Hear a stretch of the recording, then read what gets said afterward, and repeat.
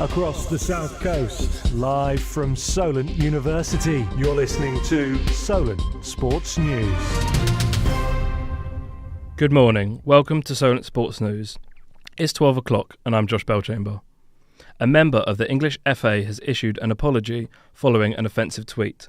Wassim Haq compared the Israel Prime Minister with Adolf Hitler.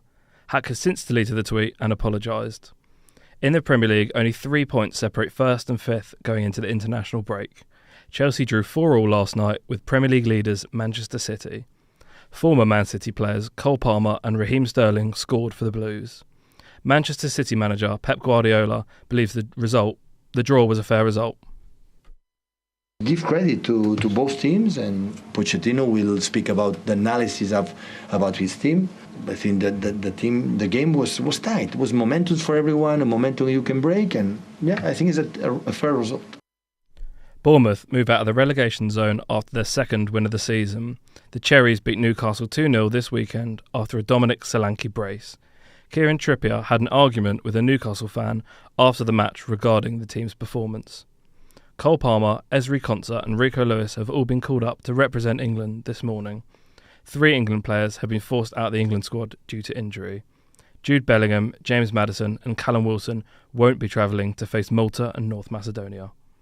Southampton are now sitting on 30 points and in the Championship playoff spots. Southampton extended their unbeaten run in the Championship this weekend after a 2-1 win over West Brom. The Saints are now unbeaten in their last 8 games. Southampton women have hit a roadblock in their hopes for promotion. The Saints were defeated 2-0 by league leaders Charlton. This sees the Saints dropping to 4th place in WSL2. Portsmouth remain top of the table and unbeaten in League One this season.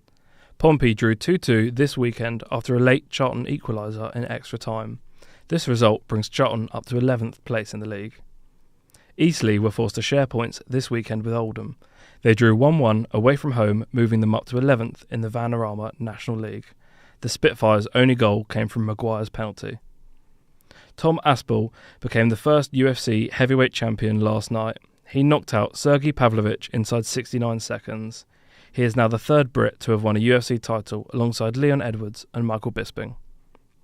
England's Director of Cricket, Rob Key, has taken responsibility for England's poor performance in the World Cup. England ended 7th in the tournament table with only 6 points. Key has blamed his priority of test teams for England's worst World Cup ever. I hold myself accountable more than them. Every single time we've had discussions about the team, whether it's been test team or 50 over team or T20 team, I've always said to them, and they haven't complained once, I've always said to them, sorry, you're not getting your best team here now. In tennis, Carlos Alcaraz will start ATP finals today. This will be his first competitive match since losing the Paris Masters final. Following his success on the opening day of ATP, Novak Djokovic will end this year as world number 1. Always has been a huge objective and huge goal of mine, to be number 1 in the world. Other than Grand Slams, that's what counts the most. And to finish off the year as number 1 in the world at this stage of my life and career is something really amazing.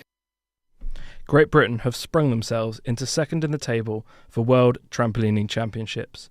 Team GB's Barney Page and Jan Langu won their 2nd world titles in synchronised trampolining. The pair believes this leaves them in a good position for next year's tournament in Paris. Ghanaian striker Rafael Dawamena has passed away aged 28. The pair collapsed on Saturday in an Albanian Soccer League super match. The Federation has postponed all games in Albania scheduled this week. That's all for us now. I'll be back in an hour.